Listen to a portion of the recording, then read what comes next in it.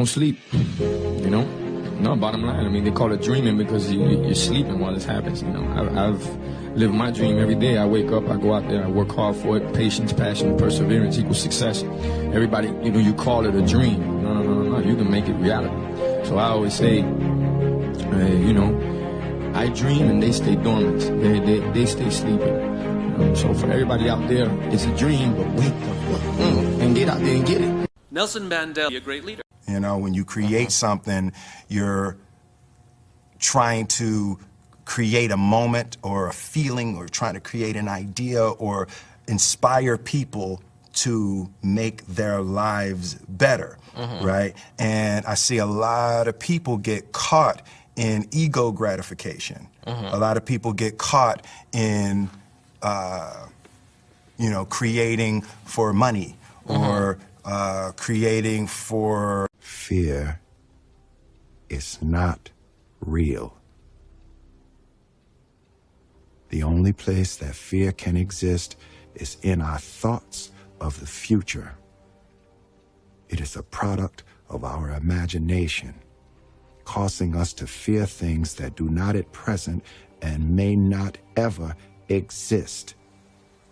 My favorite quote is from Albert Schweitzer, who said, "I don't know what your destiny will be, but one thing I do know.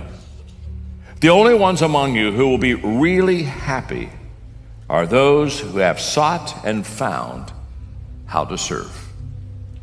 Boy, he's right on. The happiest people are not always the most successful people, but they're the ones who serve the best. I've had financial crashes, I've had people stab me in the back, but they're all good because I grow from it. That's spirituality. You know, people who are afraid of making mistakes, like they teach in school, they don't ever grow, because spirituality is there's good and there's bad, there's right and there's wrong, there's up and there's down. The school system will never teach you about money. The school system was designed to teach you to be an employee, which is important, or a doctor or a lawyer, a specialist. But it's like Everest is obvious to climb because it's there, it's a mountain. Personal Everests, you know, you can't see them, you know, and that journey to the top of the mountain and back down again is fraught with hazards. Yeah. And no one can see it but you. So letting people in to help, you know, when you can't trust, you know, and when you have to trust, and then, you know, endeavouring to make the journey within yourself to do something, you know, to achieve. We fought and we made something from nothing. Not only we done it with music, done it with my life. When I visit students, I also tell them that the greatest risk they take is not taking one, which, by the way, Miss Martinez taught me that, and I use it to this day. Anytime I feel that, I feel nervous, like I feel right now, I take the risk. How long would it take to go to cash? And the answer is going to cash. We don't go to cash, and going to cash under almost all circumstances is stupid. Because, among other things, when you go to cash, you have to be right away. Because if you go to cash and prices keep going up for a while, as they invariably will, and returns continue to be positive, you fall so far behind by being in cash that you may even jeopardize your business to stay in business. I bought my first stock when I was 11 years old. It was the first quarter of 1942, shortly after Pearl Harbor. I spent $114.75. Three shares, $114.75. If I put that $114 into the S&P 500 at that time and reinvested the dividends, think of a figure as to what it would be worth today. In the song, it says, every day above ground is a great day. When you start like that, you're good. You got to appreciate that you already have an opportunity. When you start looking too hard, it starts to hide. When we were younger, we call each other, you know, hey, what you up to? You say, oh, I'm on this paper chase. Then I broke down those words, a paper chase. That means I'm chasing paper. If I'm chasing paper, the paper's going to run. It all depends on what you want to do and how you want to grow. But if you think money's going to make you happier, you are completely confused. Stop saying things that made me weak. I mean, I'm still trying to do that because I'm always feeling when I talk whether or not the words that I'm saying are either making me align or making me come apart. I think alignment is the right way of conceptualizing it, because I think if you say things that are as true as you can say them, let's say, then they come out of the depths inside of you. Because we don't know where thoughts come from. We don't know how far down into your substructure the thoughts emerge. People I really like, Thomas Edison. Here's a model of his original light bulb. He is famous for saying 1% inspiration, 99% perspiration. It turns out ideas are the easy part. Execution is everything. Why? If this dollar doesn't lose its worth or its value, then why do you feel like you've lost your worth of value? Because many of you feel like you've been stepped on, you feel like you've been pushed aside, you feel like you've been abandoned, you feel like you've been talked about, you feel like you've been abused, like someone took from you, someone hurt you, somebody took advantage of you, and deep down inside your core, you feel like you've lost some of your value. And I am here to tell you today that this dollar still has worth and value, because there are some men years ago. It is okay to be scared. It is okay to cry.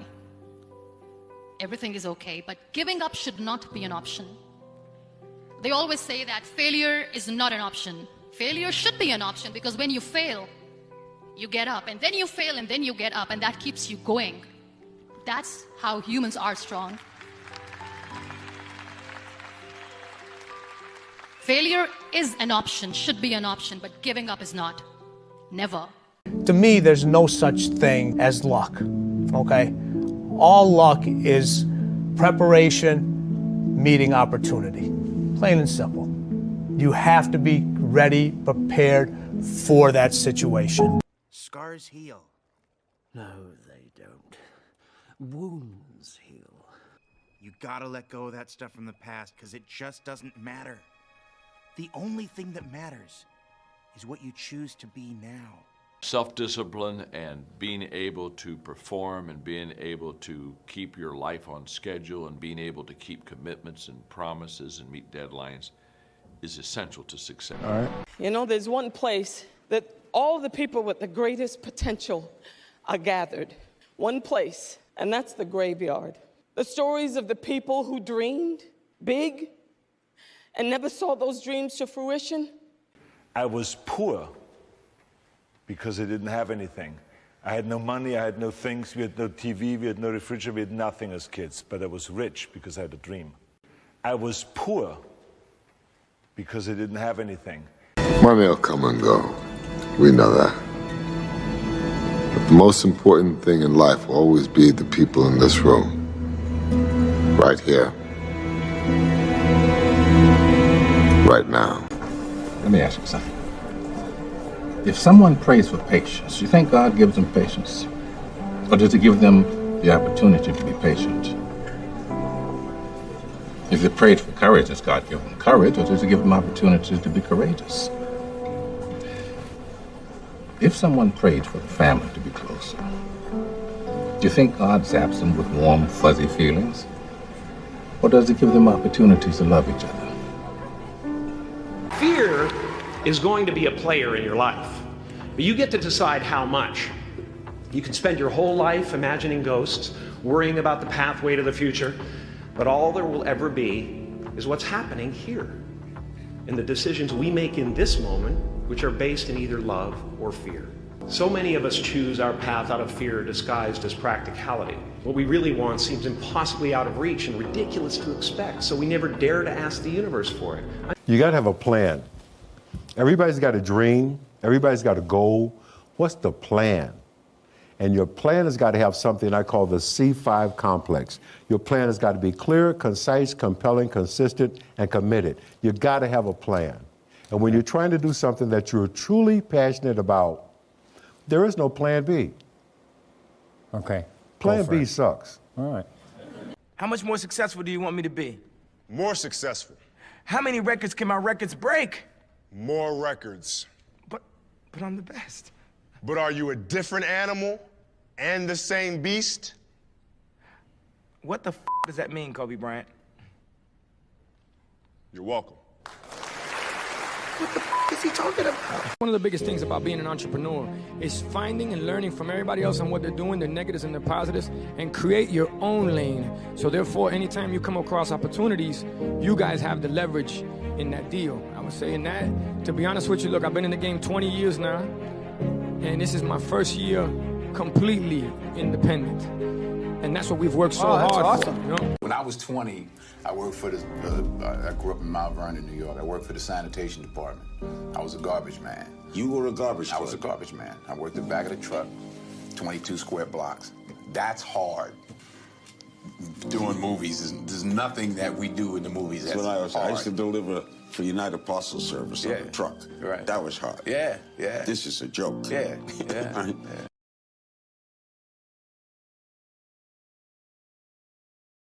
If you stay in your comfort zone, that's where you will fail.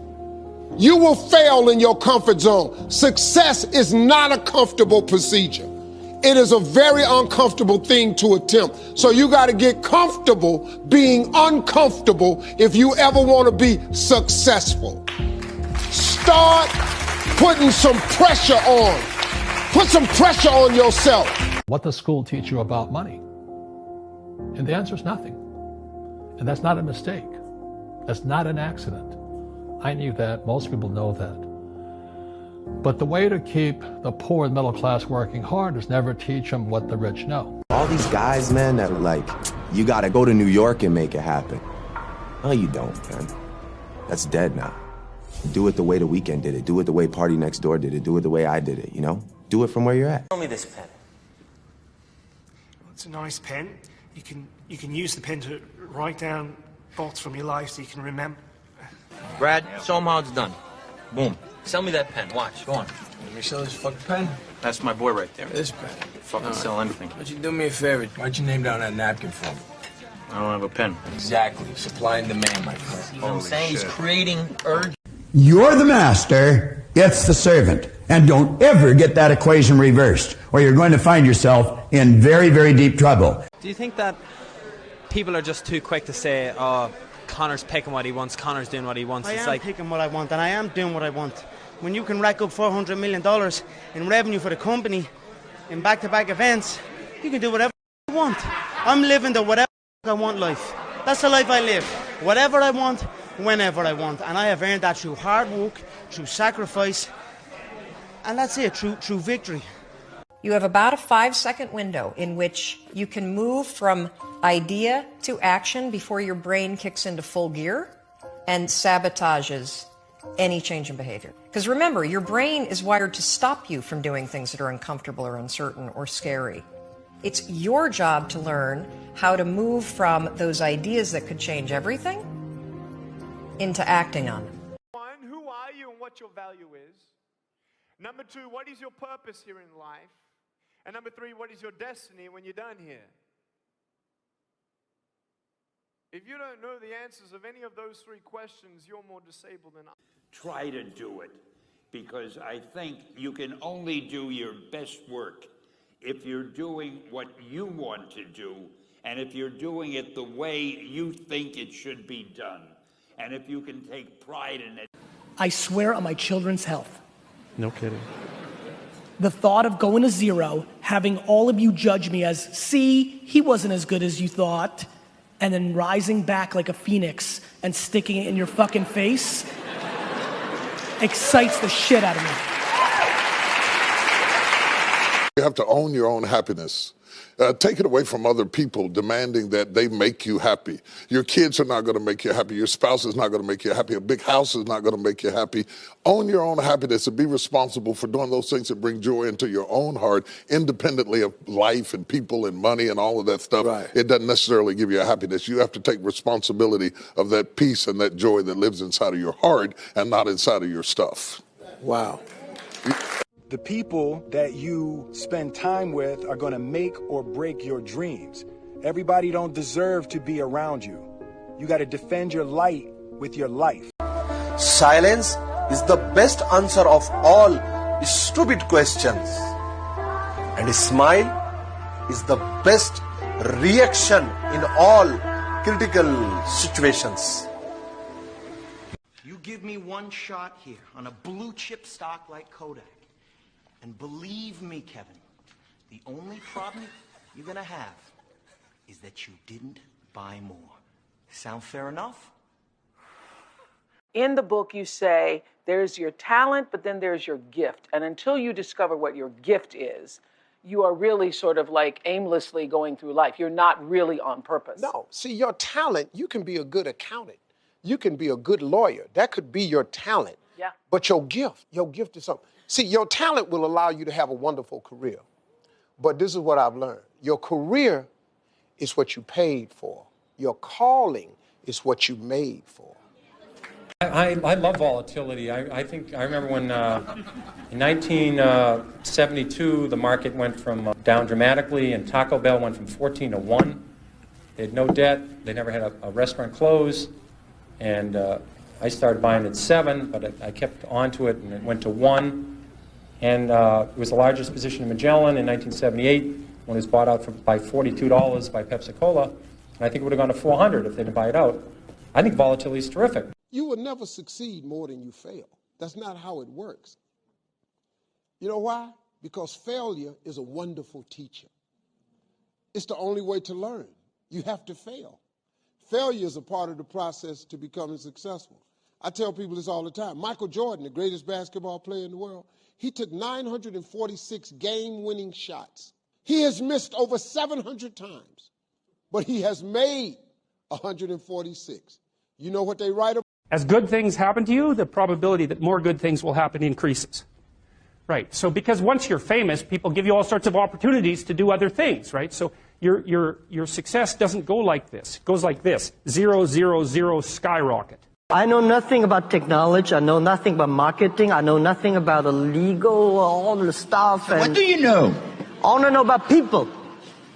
I know people. So you always want people better. And then you have to listen to them. You have to see their thing. And then make all the things to making sure that you can empower them. I'm really quite overcome with emotion on this day. It's kind of hard to talk, frankly. It's been 18 years working towards this goal. So it's hard to believe that it's happened. So it's a lot of work to do. I want to get into doing my own thing, starting my own hustle. And I know it stems from a fear of failure, but I have this really hard time. I get crippled when it comes to executing. And so literally you're just scared to fail? Who are you scared to fail in front of? I'd go talk to that person up front. You look them in the face and say, I'm about to do this, and the only reason I haven't done it for the last year is I don't want to let you down. And I'm not sure if I'm going to win, but long term I'm going to win. And I just need to make sure if I fail on this step that your response to me doesn't crush me to never let me have a second at bat.